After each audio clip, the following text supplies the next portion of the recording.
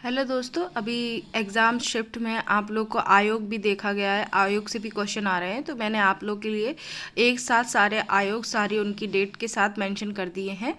तो पहला बुड घोषणा पत्र 1854 में भारतीय शिक्षा का मैग्ना कार्टा भी बोलते हैं इसको। दूसरा आया हंटर आयोग। हंटर आयोग को इंडिया का फर्स्ट आयोग एजुकेशन के लिए भी बोलते हैं, जो कि 1882 में आया था।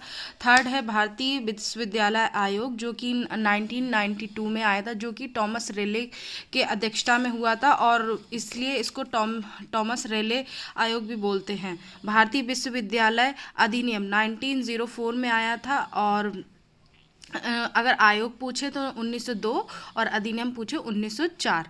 सेंडलर आयोग आया था 1917 में।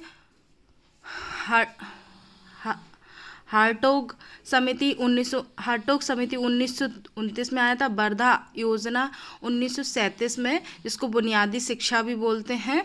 बुनियादी शिक्षा का आयोग वर्धा, वा से वर्धा, वा से बुनियादी, इससे रिलेट करके आप याद कर सकते हैं। सार्जेट योजना 1944, इसमें था कि 40 ईयर में इंडिया को साक्षर बनाना है।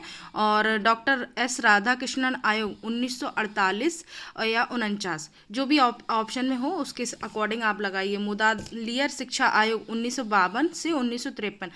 कोठारी आयोग 1964 में आया था। डॉक्टर प्रोफेसर यशपाल 1992 में आया था। Rehabilitation council of India act 1992, ये क्वेश्चन शायद पूछा गया है। वोकेशनल एजुकेशन पर सबसे पहले कोठारी जी ने इसका अपना दिया था, तो ये इसीलिए 1964 में ही आया। और राष्ट्रीय प्रौढ़ शिक्षा संस्थान NIAE 1991 में, ये शायद ये भी क्वेश्चन आया है। विश्वविद्यालय अनुदान आयोग 1953 में आया है। और राममूर्ति समीक्षा समिति 1990 में ECCE, और इसी में आंगनवाड़ी वगैरह चलाने के लिए ये समिति आई थी, उसी में इसमें बात कही थी। और NEP 19, इसी की समीक्षा में NEP के लिए 1986 में बात कही गई थी। आई होप आप लोग की थोड़ी सी हेल्प हो गई हो, तो hit the like button, share and subscribe. Thank you for watching.